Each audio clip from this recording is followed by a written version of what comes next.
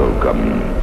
Leave all your sanity behind. Our only purpose is death. Come face to face with your fears. It's a death wish at 120 decibels. Warning. Be sure you're mature enough to witness the shocking details of this motion picture. How much shock can you stand? Terror. Don't say we didn't warn you. Together, the pair everyone is talking about. Welcome to Terrible Delights. No one under 17 admitted. This is the end of the Duke Mitchell cycle. This bringeth closure. Even though it makes him Hall of Fame eligible. The late Duke Mitchell. The late person who existed. yeah. Person who I thought was Eric Idle in costume on the movie posters. Did you really? The first one especially, yes. When we did Massacre Mafia style, I'm like, is that Eric Idle? Wait, no, it's not. That's pretty funny. By the way, Terrible Delights. Hello. You may have walked in on us talking about the movie we're going to do tonight. Mm-hmm. Possibly complaining? Yeah, I mean, this movie, it both falls under the rules of the show, but also does not. Let's tell you why. We'll tell you, the movie is originally shot in 1976, Gone with the Pope. People of the United States, judges, cops, all the law, I got something for you. Take this and stick it up in your mother's twat.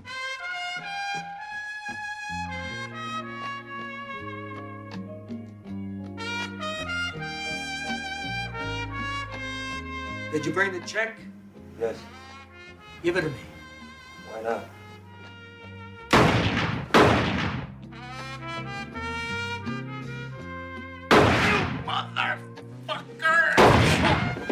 We're snatching the Pope.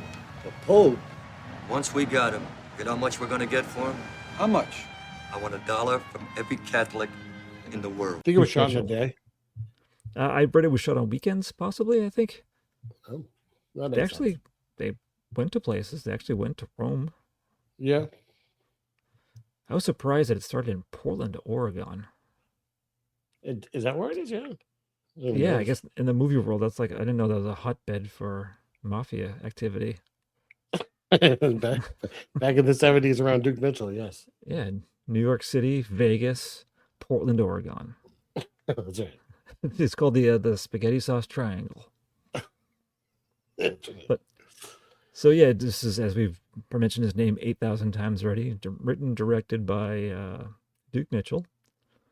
So this was, if you've seen it or are aware of his antics, this was the second unfinished film found in a parking garage that he owned after he had died. But no, was it? I don't think they found it after he died. Or was it given to them? Because he didn't die for a long time after he made it. It's not like you know what I mean? He made it, was going to get it edited, drop dead. He didn't die till 1981. Okay.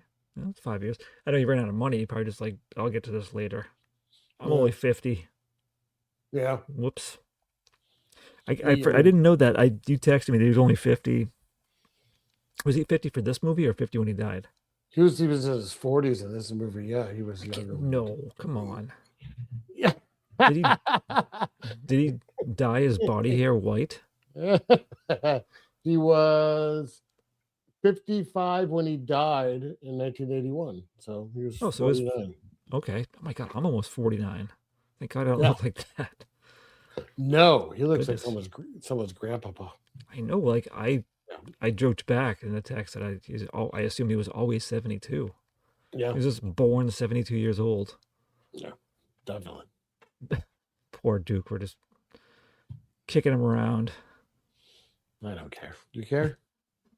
No, but I mean, I'm sure we praised him a little more. I don't know how much you can really praise someone who's so obviously a racist in their movies. Oh, racist and sexist and just the whole thing. Yeah. But, I couldn't resist doing it. I had to. No. I'm kind of glad this is now off the table. One thing about this movie that I don't understand, there's a lot of love for it. Like, there's a lot of praise. Like, oh, you got to see. No. This the other one. I think the first one, is more action oriented. This one's preachier. It is. Yeah, the first one, I think it's just better. I know this one had to be like, it wasn't edited. It was a work copy they found, a work print. Yeah. And was there like, if I read correctly, 3 hours of footage, and a lot of it was dialogue they just got rid of because it was. I mean, it's already, the whole movie's too much talking. There's not a lot of action. I know, but the trailer, they got me with the trailer. I know they do. They do that in the 70s. Yeah, come on, 70s, cut it out. So let me read. This wasn't the actual classic plot summary from IMDb. This was like a little bit lower, but it made more sense to me to read this one, if I may. The tale of 4 ex-convicts who plan to venture to Rome in order to capture the Pope, ransom $1 from every Catholic in the world. Yeah. But it's weird because it is that, but it's something else first. That is 4 minutes of the movie. Yes. Yeah, it's something else for like a while. Then it's that, and then it's something else entirely. There's feelings and emotion and other revenge of sorts. It's a mess. It's a kind of a cohesive mess, and again, they had to like edit it from what I read too, that there was like nothing, like the script was not like made like a script was. It was like handwritten on like envelopes and napkins and stuff. Oh, okay. Yeah. So I mean, it's kind of hard to screw it up, but I mean, so it has on IMDb, it has 6.2 stars out of 10. Wow. And on Rotten Tomatoes, it has 67%. How many? Only 6. Okay. But yeah, kind of interesting. Karina Longworth, who I just found out she's married to someone. I don't remember who now. It made me laugh. I was like, she does. She was a journalist, but she also does. She's like a film critic, mainly. Okay. And she does a podcast called "You Must Remember This." Like you mentioned before. She's married to Ryan Johnson, the director. He directed a lot of episodes of Breaking Bad, and he did the Knives Out movies. Did you do The Raid? Or am I thinking of someone else? Oh, I don't know. I'm not sure. I'm probably way off. I'm going to find out. But Karina Longworth's review, I think, kind of sums up why I'm confused that I didn't enjoy this movie more. Yeah. Sorry. I was thinking of Gareth Evans. Way off. Oh. Which is, it's gloriously, hilariously offensive, including all manner of racist and sexist jokes in one sequence of what the fuck. Grotesquerie worthy of John Waters. I don't know about that. Is she talking about the heavy woman scene? I guess, but like, really? Nah. I just didn't get that from this. I didn't either. This. This review is better. You can almost smell the aqua velva coming off the screen. Yes. Well, you said this movie looks like it stinks, right? Oh yeah, you can smell it. Yeah. Yeah, did you agree with that? Like this movie, like leave dirt under your fingernails? Yeah. Yeah. Yeah, it's accurate. All right. Yep. So, yeah, I'm okay. Let's just hop into this thing here. Yeah. So we had opening credits with Duke Mitchell summarizing like God creating the earth. Yes. And so it's pretty like, I don't know, mundane as pictures like Michelangelo paintings with a very fancy fonted opening credits. But at the end, when he says, "Let there be man," and they fucked the whole thing up. Yeah. So that was, yeah. And then so we have what I assume are a bunch of mob heads sitting around. I found this funny. They're talking about doing a job of some sort, like some like Vegas deal where getting properties and they want to kill 7 people. But one guy's like, "Be careful, when you're talking, like, because the FBI is watching us." And then one guy just like looks to the camera and he mouths, "Fuck you." Yeah. That was nice. That was funny. But the guy telling the other one guy whose back is away, like facing the people that are supposedly spying him, is told by another guy to watch what he's saying. The other guy makes no effort to cover up what he's saying. I know, yeah. Yeah. He's like, watch what you're saying very clearly to the people that are watching them. I'm assuming I read that part of the reason it wasn't finished because he ran out of money, but the investors he could get, he had to keep like making roles in the movie for people as like part of the deal to get the money. So these are probably all investors that have never acted before. Boy, that makes a lot of sense. Yeah. So, but the deal is they're gonna this guy Paul is in prison who they're gonna get to do the job for them. He has to kill 7 people when he gets out. And we learn that he has 3 people he's close with in prison. He's going to take care of them with this money, $100,000 when he gets out. Yeah. So this is the first alarming sign for this movie. Well, 2 things. First off, when they're showing him in jail, so many out of focus shots that they, I guess, were forced to use. Yeah. And then when Paul is, I guess there's no guard leading him out. He's just walking around saying goodbye to whoever he wants to. And he's forced to pretend that he has to like say goodbye through the bars, even though each and every cell is open. I loved it because he's holding on to the bars, talking to the guy through, but the camera moves back, and to the right of him is just open. That's almost like a Naked Gun thing. It was kind of, yeah. But it was like 3 times it happened. Yeah, it was pretty great. Like Duke Mitchell assumed like it looked like they're in a closed jail cell, and he had no idea. He's just like, I'll edit it. It'll look realistic. Yeah. And then when they did the editing, they were just like, yeah, never mind. Yeah. So, but and then it's weird. He gets out to get paid to do to commit murders for money, but he has a sugar mama. He's set. Yeah. He doesn't need to do any crimes. Yeah, no, she's like psyched that he's back. I know, and I do like that he's like everything was all like denim. Everything's denim. Oh my god, yes. But then he goes home, and then the next scene he's wearing like all white, like velour. Oh yeah, he's like, he classed it up big time. Yeah. I mean, it's classy in a 1970s terrible Italian style. Tacky, yeah. Yeah. But so it's she's like trying to talk him out of having to do anything bad again. She says he doesn't have to do anything ever again. She'll take care of him. It seems like he spent a lot of his life in prison too. Yeah. But then we had, for some reason, a montage, what I call the montage of them being lovers. Yeah. Which the very first thing they do, these people are in their, well, I would have assumed 50s or 60s, but I guess 40s. But they're carving their initials into a tree. Yeah, there's a lot of shots of them doing things and laughing. Like they're having so much fun. But yeah, what does he do though? He carves his initials, but then does something. I could figure it out.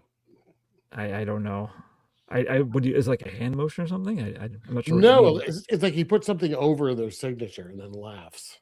Oh, was it an apology note to the tree? Perhaps. And then, what do you do next on a date? You watch some kids ride their bikes, and watch in amazement as they go off jumps. But only amazingly close. Yes, very close. You want to be super close so you can feel the breeze a little bit. You want to risk getting kicked in the face. Yeah. Yeah. And then they ride a tiny train, which he looks embarrassed about. A little bit, yeah. He's like real life embarrassed. Yeah, he's like far back on the train and he looks kind of mad. Like that woman, she's probably like one of the bigger investors. She's like, we're doing this shot for the movie. I'm giving you the money. We're doing it. It doesn't make any sense. I'm a tough guy. Get on the little train. All right. Then merry-go-round. That's pretty regular. Yeah. Farm animals. Yeah, a dog. Just a regular little puppy. dog. And then feeding fish popcorn. Yeah, is that a thing? Only for 2 minutes in this movie. Like, will fish eat popcorn? Like, is that a thing? I don't know. I would imagine they probably cut it for time. There was probably a shot like a minute later of all the fish dead belly up, and Duke Mitchell and the woman like running away, like looking over their shoulders, scared because they just killed a bunch of fish with popcorn. Mm. And 2 officers chasing them with their billy clubs out. Yeah. That would have made the movie better, I think. Yeah, definitely. Yeah. Okay, so yeah, has his nice regular lifetime, and then he's off to Vegas to meet this person he knows that will kill some people, because he rightfully suspects that he's going to get killed after he does the job, because these people, they don't tell him, but they talk to each other like, we're gonna just kill him, and we'll Now, get the money back. This is probably the only compliment this movie will get from me, which is, and this scene is one of several where like it cuts to him like on an airplane, an airport on an airplane. He wasn't like a terrible director. Oh, he has like some decent shots.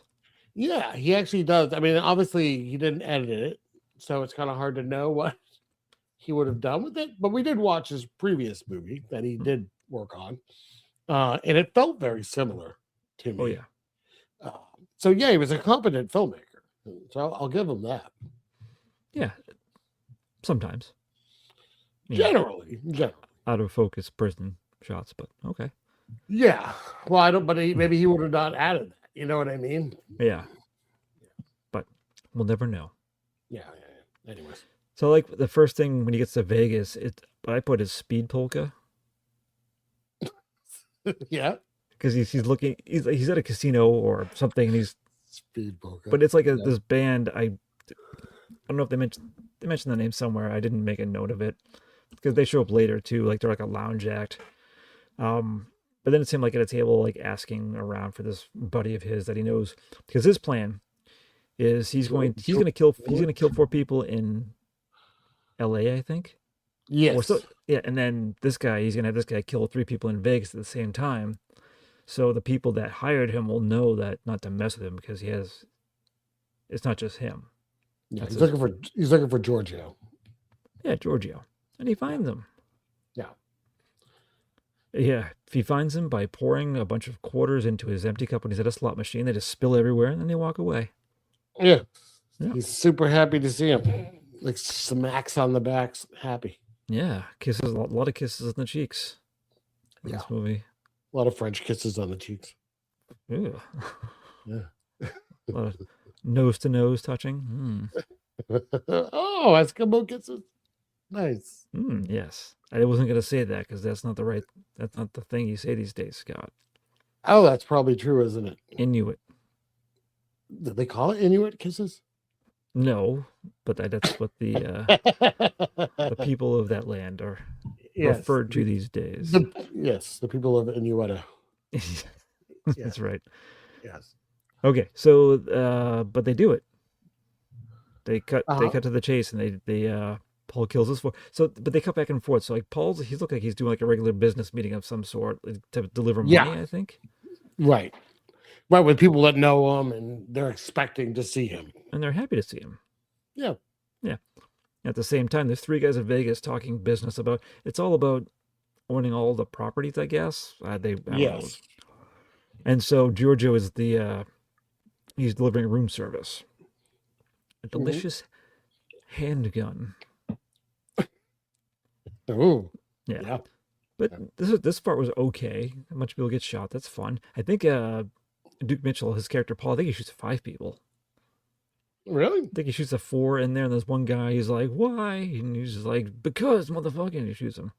Oh, maybe. I did lose count. Pretty sure there was a bonus kill in there. There was a lot of good shots of Vegas, by the way. Oh, I did make a note, nice shots of old Vegas, yeah. Yeah, of 70s Vegas. Yeah. Back when it still looked cool. Unlike now. It's nice that he took the time to get those shots. Yeah. Okay, so then now... Okay, so Paul's with 2 of his buddies. Cuts to Paul with his 2 of his buddies now that got out of prison. Yeah. I'm trying, do you have their names? I don't remember people. There's Peter and Luke. Yeah, because later on he calls them St. Peter and St. Luke. Because it's Paul, Peter, Luke, and John. Yeah. Oh, I see. And Giorgio. Yeah. Yeah. And immediately there's a lady of the night who happens to be African American who's at the bar. Yeah. And this is racist. Awful. This poor woman laughing through gritted teeth at all these quote unquote jokes. Oh my God. I hope she got paid well for this because it was really awful. Yeah, it was terrible. No part of it was funny. No. To him it was. But, he like laughs and laughs. But yes. And she might as well just be calling him like a honky. She probably should have. But yeah, it's awful. So the deal is that they go have some fun with the plan to do hooker stuff later, but it turns out that they can't. They've been in jail so long they can't hold their alcohol. One of them is puking a lot, and the other guy's just passed out. And so Duke is like, here, get out of here. Don't worry about it. But she's like, no, I have an obligation. I'm a professional. Yeah. And then, so she disrobes down to her undie pants. Yeah. And I did make a note of this line here. He says, he's wearing underwear, but he says, oh, it looks like Brillo. Yeah, which is, that's an awful thing to say. That's really So gross. I need to note, I texted you that it wasn't I had a nice, strong stout. It was a bourbon barrel stout beer, 14.8% alcohol content when I was watching this. Yeah. And because I was like 3/4 of the way through the bottle, I laughed a lot to myself at that. It just got me. So, man. Full disclosure. You had reached the level of Duke Mitchell. I guess so. My chest hair was suddenly white and curly. Yeah. Yep. I aged 20 years in a second. Yeah. But then you started smoking nonstop. Oh yeah, I smelled like weird cologne. But yeah, he makes some more like racist jokes, and then I assume that they sleep together. Thankfully, it cut away. Yeah. Yes. Thank God. Yeah. And also, hey, can I just know that anytime these men are getting busy, they're all wearing underwear still and like long black socks, like businessman socks. that's true 70s style right there. They all look like it's like Oscar Madison on The Odd Couple, like that kind of look. I could see that. Yeah. Yeah. So he's not wearing suspenders. And they're like tidy whities, but they like come up to their belly button, like past their belly buttons, and it's all weird. Yeah. Like old man. Yeah. If this had been like like super restored in like 4K or something, you would have seen like shit and piss stains, I'm sure. Oh, they would have been gross. Yes. Hershey squirts. So then the next thing you do once you get your buddies out of prison, or once everyone's out of prison, is you want to take them on a sailboat trip halfway across the world. Sure, why not? Yeah. And so there's the other three guys, and they're all for it. He makes use of his girlfriend's yacht or sailboat. Now, something's going to come up on this cruise that he's going to bring up as a topic of conversation. Do you think that he'd already planned this, or he's thinking about it on the boat? What, the kidnapping? Yeah, the plan. Because he just kind of springs it on him. You know what I mean? He does. I don't know. He seemed like, I guess he had in the back of his mind, mulling, maybe. Gotcha. But I don't know. We can't ask. He's dead. Nope. I'll write a letter to the grave as always, but I get no answers. I mean, usually it's usually criticisms that we leave, as opposed to questions. Sometimes a question. Oh, but well, you don't know what I do. I don't. But, do you ever write at anyone's grave and just ask what they think of AI? I haven't yet, but now I will. Give it a shot. Well, you did send me an AI of a slow zoom in on Duke Mitchell's headstone, so yes. Yeah, so you could try that out. What do you think of this? So yeah, they're off, and their plan is to go to Italy, the motherland, and that's where Paul springs it on him, like you said. Yeah, and like you figure if they're, I guess, stereotypical Italians, that they're gonna be like flipping out, like how could you even suggest that? But they're like, oh, that's kind of crazy, but I don't know. I mean. Mamma mia, Paul, it's the Pope. Yeah. What do you think? What do you think about that? But no, I'm trying to know what's the matter you. I didn't get one of those. Oh, I would have fucking killed for a what's the matter you at this point. Anyone, the Pope should have said when he was kidnapped. Oh yeah. Right? He could have been like, you numbskulls, what's the matter you? No like holy bread. Yeah. I was gonna give you extra holy bread, but now you get nothing. So yeah, they plan to do it, and everyone's like, "Oh, okay." And I know they all follow Paul to do what he says. The only part of this that I found funny was he's going to ask for $1 for from every Catholic, and then he tries to figure out mathematically how much that is, and it's so much. He's like, "All right, so we'll ask for 50 cents." Yeah. I thought that was kind of funny. It's weird. Yeah. Oh, so he disguises himself as a mustachioed priest under the guise of a representative of a rich man that needs to see the Pope. But the plan being, like, here, we brought this. Well, yeah, it's kind of like bribery, essentially. Like, he goes to, like, this other priest who, I guess, can make things happen. He's like, oh, this rich man, he's dying, but he wants to donate all of his money to Christian causes. Yeah. And Catholic causes. Excuse me, Catholic causes. And as a show of good faith, he drops off a briefcase with $100,000 in it. Yeah. And that seals the deal. To the guy who works at the Vatican. There's like a guy. Yeah, at the front desk like, administrator. That's like, you can't see the Pope. Yeah. The Pope are very busy. Yeah. But so it works. And I do like, there is a shot after that of, I think it's right after that. Yeah, Duke has it looks like a pamphlet that you probably get as a tourist of the Vatican. That's what he's using as like his big heist plan map. Yeah. Yeah. Yeah. It's very like no details. Yeah. But now this is the highlight of the movie is next, because his friends, they have been in prison forever. They want the company of a lady in bed. We've already gone through this too back in the U.S. It didn't work out. Yeah. So Duke encounters a rather rotund lady walking her dog, and he sits down and talks to her.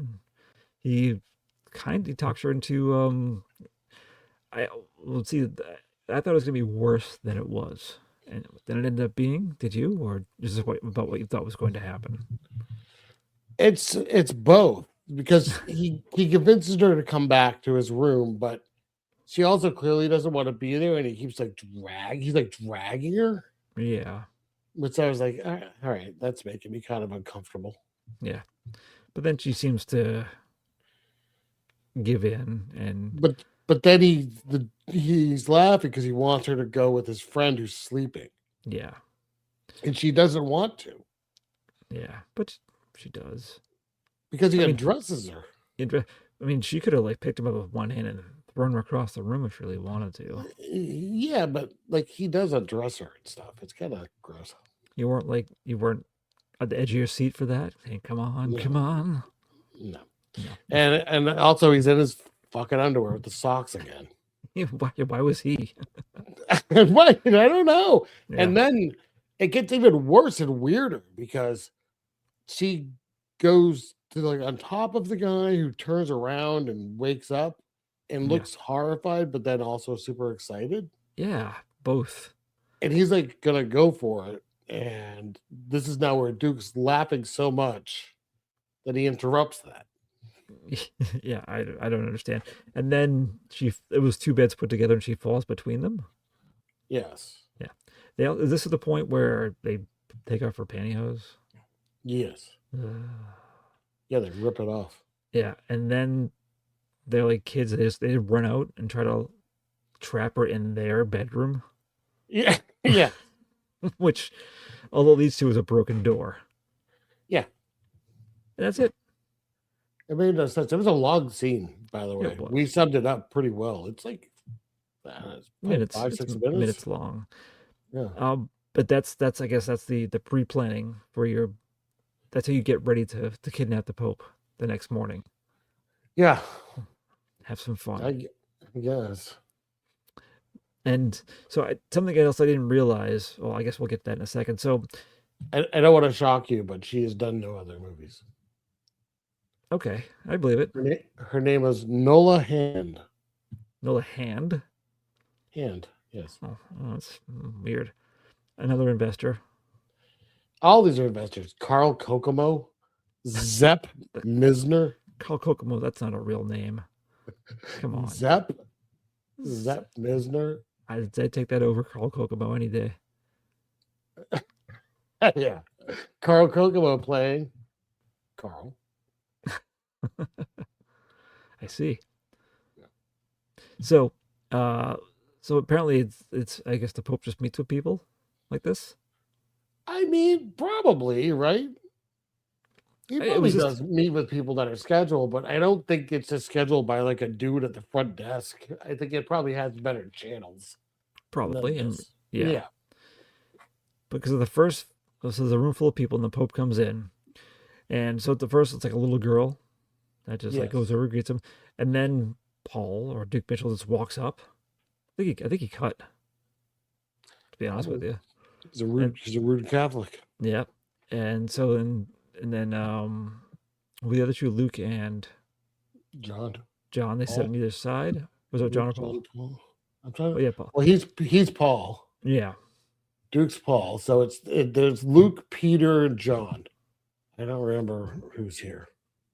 Okay, well it's the two younger cronies. They sit on either side, and Duke Yeah. Mitchell he whispers something, and he shows that he has a gun.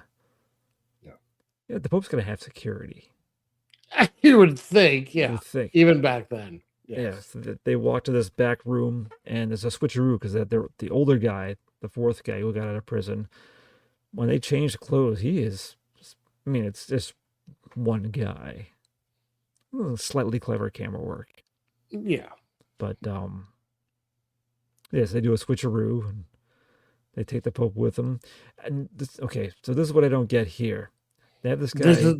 This is what you know. This is what I don't understand. This is where it got lost. Yeah. How the fake Pope now, he's supposed to go back out, but I don't think he does. Yeah. Like, you don't really see him again in the movie. No, And they know the Pope's kidnapped. yeah, like did he just like leave? Did he like? Well, he has. You can't pretend to be the Pope. Has to be known to be kidnapped for the ransom scheme to work. Right. So, and what this guy do? Because before Paul left, he's like, don't forget, like I left like the janitor outfit for you so you can get out of here. And if you're the Pope, you could be like watched. You should be watched by someone at all times, right? You would think, yeah. Yeah. So I guess we have to assume he got out. We never see him again. Maybe he's living it up in Vatican City somewhere. Oh, okay. Yeah. Yeah, little very minor plot hole. He downgraded his little costume to like a cardinal or something. He just lives there. Oh, okay. Oh, cardinal. So okay, so now they get the Pope on the boat and they get out of there. It's that easy. Yep. That's how easy it is to kidnap the Pope. The Pope is making no effort to stop them. I mean, although what's the matter use, he could have said, and didn't even try. Nothing. Yeah. So they are on the boat now. What do you use? A bunch of wise guys, like any of that. Yeah, but they're very polite to him. They bring him a Bible. Oh, the two dopes are. The two dopes are, yes. I mean, Duke Mitchell is cordial. Yes. He's not mean to him. No. But yes. But the other two are a little more doting. Yeah. But this is like where I was like, this is where it becomes really disappointing in the movie. Yeah. Because they'll become like kind of like chum. Well, the two dopes become chummy with them, and it's like them just like talking and. There's 5 minutes of Duke Mitchell complaining about what the Catholic Church is doing wrong and what it could be doing to help more people. Damn right. I mean, he's not wrong. Like he goes about how much money the Catholic Church has versus, right? Yeah. He talks specifically about poor kids and stuff in the world. Right. He's not wrong, but also shut up and get out of my action movie. Right. And also, you're racist. Right. You're extremely racist. Right. Yeah. So eventually the two dopes, they become so friendly with the Pope that they want to leave with him, go back. Yes. And they're going to go and they're not going to tell anyone. Yeah. So they make it, I know when it comes out eventually, they make it sound like that these two people found the Pope and like rescued him, right? Well, yeah, because now they're talking to Paul, Duke Mitchell, who says basically like, okay, I'll let you go, but yeah. Like you can't don't mention me like at all. Right. And it is funny. He's like so mad about it, but then he's like crying and like hugging them and stuff. Like the Pope is crying. Why is the Pope crying? There's a really this is like a long bit of the movie on them on the boat. Yeah. And yes, it's very intense, like the feelings between these weird men. Yeah. And not only that, but Duke Mitchell he keeps giving these like soliloquies, and they're very just so much drama, and then they end up with like crying, like cracking of like emotion. Oh yeah. It's really awkward. I was tearing up. It's really, you listen to it, you're just like, okay, settle down. Like everyone relax. He wanted the Oscar that year. He really did, like real bad. What if after all that, the Pope's like, I have to tell you something. I'm not the Pope. I'm your friend. It's been me the whole time. you fucked up the switcheroo. Yeah. He did it one too many times. We got changed, and then somehow we got changed back. So the real Pope's just out there. He's like, this is my chance to get out of here. That was a plot that they were considering, is that like anyone who's Pope is forced into it against their will. It's just Pope on the loose now. Yeah, that's right. Oh man, that would have been great. But I like that he doesn't tell the Pope that, like, yeah, like I'll let you go, but you can't mention me. And it's just like, okay, yeah, you have my I'm word. the Pope. I won't say nothing. Yeah. Speaking of that, I'm the Pope. Did you ever watch The State when it was on MTV? Yeah. Do you remember the skit where an Italian restaurant is preparing for the Pope to come? No. No, I had to talk about it real quick. So it's been a long time. So it was Michael Ian Black. No. It was sorry, it wasn't. It was Kim Marino, Carrie Kinney, and I forget who the third person was. But it's three of them. Like they have like their Italian restaurant all nice and ready for the Pope to come visit. Everything's like they're wearing white. Everything's covered in white.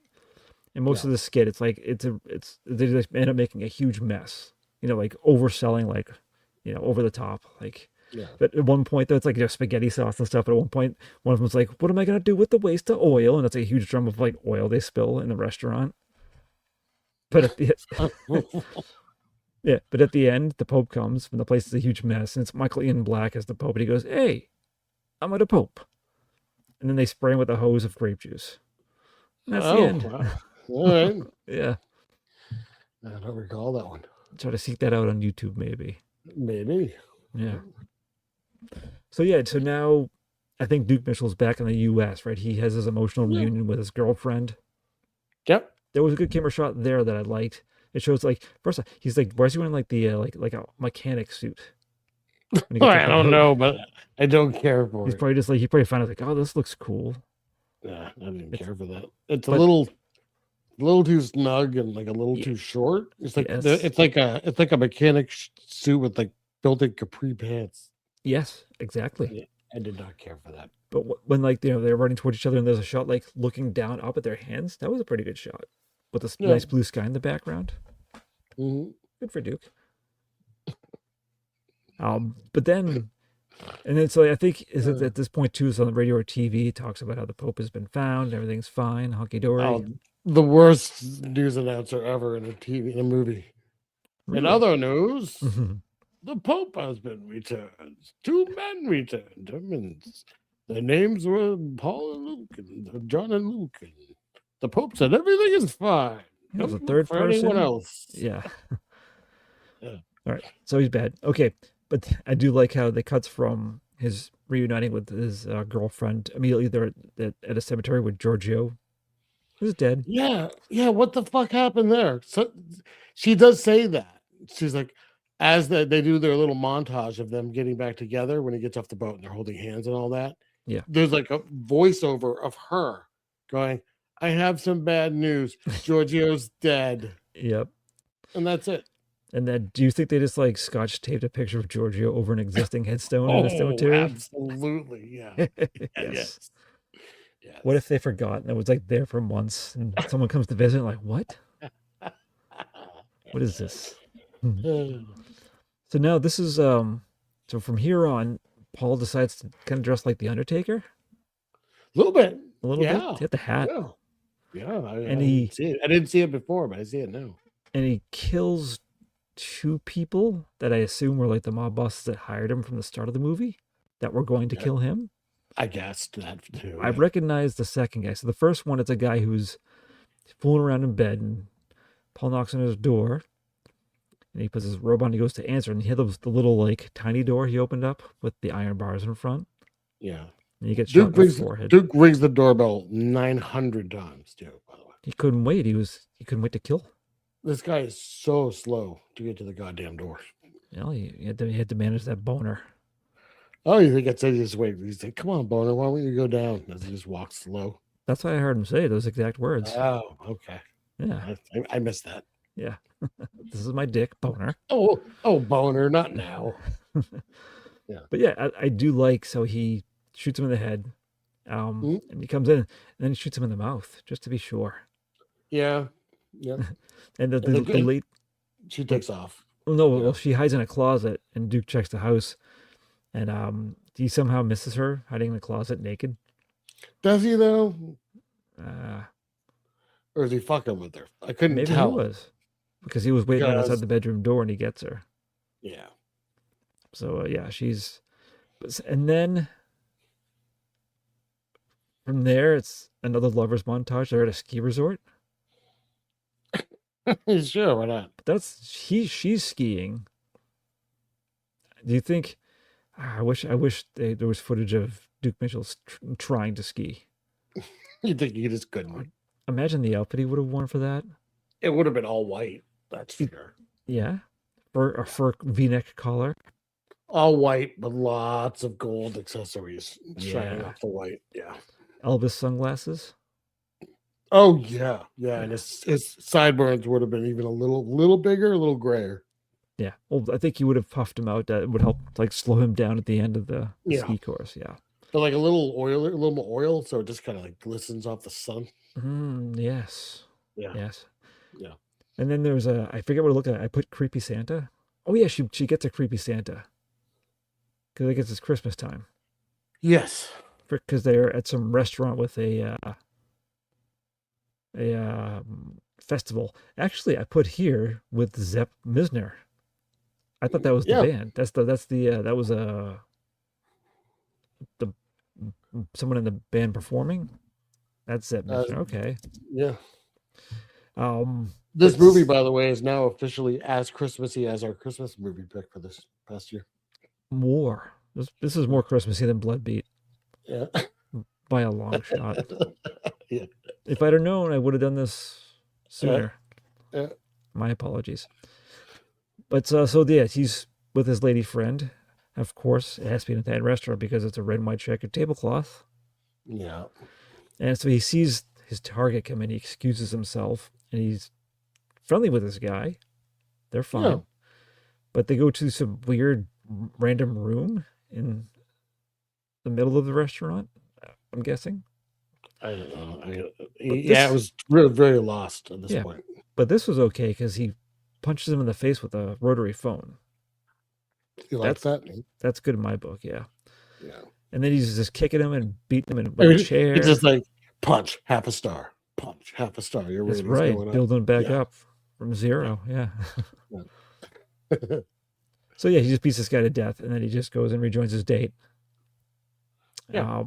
And then he gets like a huge. I'm sure there's a name for that type of candle, like the big like red glass thing. That was definitely very 70s. Yes, I don't know what they're called, but yeah. Yeah. I mean, they were popular on restaurant and tabletops too. Yeah.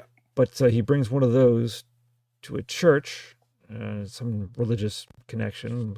Before he does that, he goes they're home and he says goodbye to her and says something like, "Goodbye, you might never see me again." Oh, I didn't even remember. And you're like, what? Oh, and she's just like, "Bye," and he leaves with the candle. Did he say, "Consider this the last lasagna," and then just walked out? Oh, maybe. Yeah. But yeah, he has the candle. He's going to bring it to the church. Yeah. And so this is where it's really weird. What does this You mean? think he was trying to be deep? I guess. But so was it Mary, a statue of Mary that has like the weird light thing on it? Yes, her eyes glow at one point. Yeah, and he's trying to Which run away. I don't think a possessed Mary is a thing or be something you'd want, but yes. I mean, it made it slightly more interesting. You're right, but I'm saying if Mary's eyes are glowing, it's probably not good for you. Yeah. Yeah. Do you think he was in trouble? I would think that if a Mary statue could do something otherworldly, maybe like a pleasant aura, like something around it, rather than not scary glowing eyes at you. Yes. Yeah, but that causes him to run away. Well, he puts the candle in first. Oh yeah. He lights the candle. He doesn't even light the candle. He puts the candle down, and then all the candles blow out. Oh right. And then they all light themselves back up. Which clearly is, including his, which is overlapping shots. Oh yeah, super obvious. But yeah, it was just like, what are we doing? What are we doing here, movie? Even if there was audio, it would have been Duke Mitchell like, "What am I doing?" as he's running away. Yeah, this plot's out of control. Why won't someone raid me in? That's how it ends, with him like running away. Is it him in slow motion running away? Yeah, it's him in slow motion and like super pixelated because it goes in way too close that the camera couldn't move. Yeah. And then that's it. What does it mean? Yeah, I don't know. I have no idea, really. Do you have any idea? No, that's why I'm asking. I truly don't know. And that's yeah, I don't know Wikipedia either, is man. not of any help. There's not really a lot of information on this movie out there. Not really. Yeah. I would say it's pretty sparse. Oh, I'm looking at the poster. I'm reminded of one of the shirts that he wore in the movie. I forget at what point, but it has I think it was when they're at the bar when the first time he's racist, and it has a huge white collar with different colored dots on it. It reminded me of the little candies you would get that were stuck to the paper. Oh, dots! Yeah, dots. Yeah, remind me of dots. Yeah.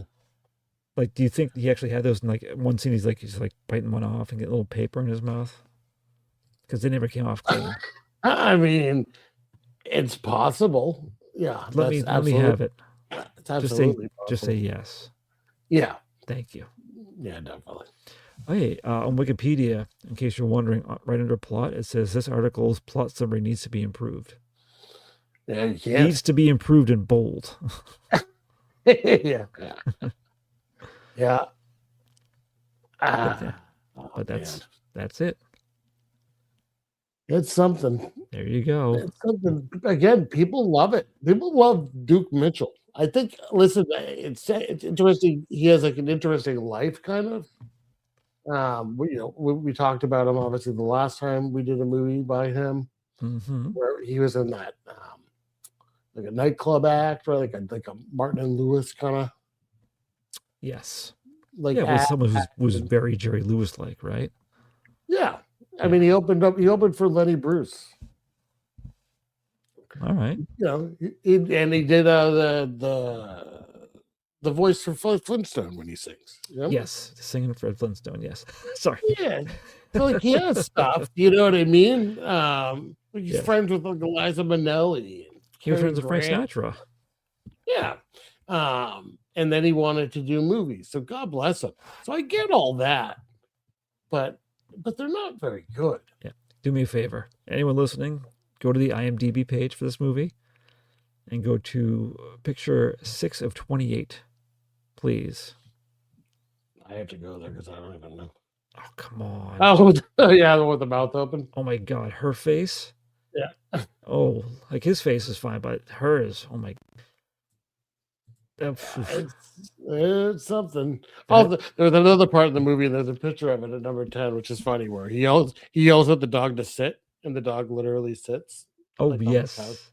And that made me laugh. I like that dog. Yeah. The large woman is on number 13. 13, yep, I'm there. Oh, but 14's nice old Vegas. Yeah. Let's see. There are some things. 16, he's being very passionate. Oh, he does that thing where he grabs his balls because he's being a tough guy. Yeah. Number 20, that's when he's Undertaker. Yeah. Oh, yeah, 22 is ball grab. Yeah. Not a fan. So, all right. I suppose we have to read this thing still.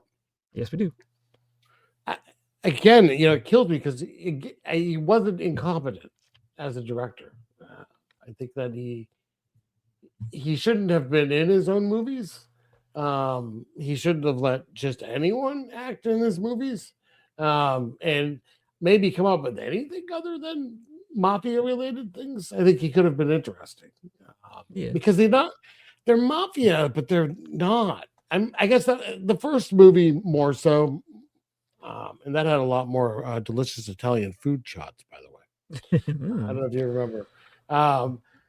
This one is still supposed to be mafia, but not really, like real fringe. Mafia adjacent. I enjoyed the action when it happened, but it's probably about 3 minutes of the movie.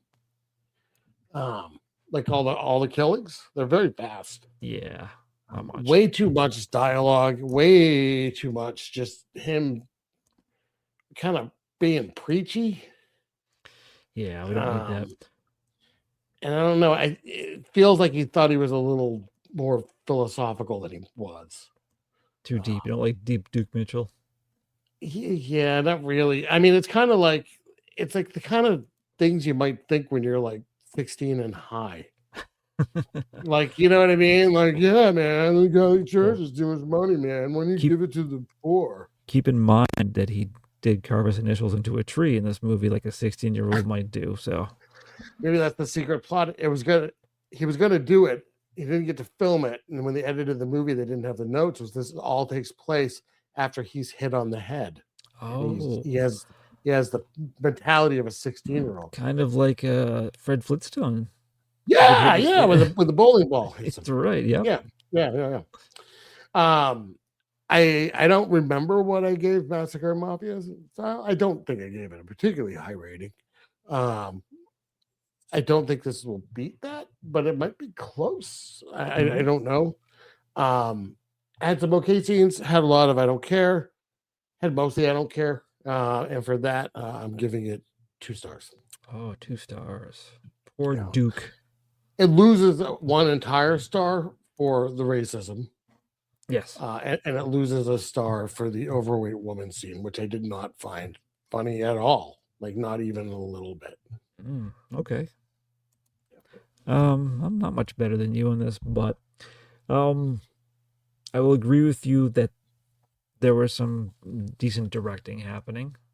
He tried sometimes, but other times it was a mess. I mean, he can't be faulted 100% because it was people putting together a movie that was sitting around for forever.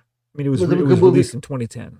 The movie could have been damaged. They're working with what they got. They're making editorial decisions that he's not involved with. Right. I tried not to judge the movie based on the quality of the film as best as I could. Right. But yeah, I mean, I guess I had myself hoping it would have been similar to his previous movie. So I was let down by that. And I was fooled by the trailer. But, it had, the killings were good when they happened. I think I feel worse for the woman who had to bear all the racist comments. I still feel very bad for the overweight woman. They were both exploited in an awful way. Yeah. But let's flip it to the bright side. He had the nice old Vegas was cool. Sure. I did like the scene. They had multiple scenes of the lounge. I'm sure real, authentic lounge performers doing music and then doing their comedy shtick, the impersonations and stuff. Yeah, I'm sure that was real and happening all over the place. And it was ridiculous that it was so easy to kidnap. I mean, it could have interchanged the president of the United States, and it would have been as easy somehow. Right. Right. Right. It doesn't make any sense. Yeah. Right, that makes sense. But so that was, but it was like they like jumped from like one story to another one briefly to something else at the end, kind of. So I gave it a 3. All right, that feels about right. Yeah. Yeah. Now, what do you think of this poster? We didn't discuss the poster. I do like the poster. I mean, I love the layout of the poster, but it has Giorgio or one of them with a machine gun, which I don't recall, and then she, the woman that gets insulted with racist jokes, is there as well. That looks like Diana Ross to me.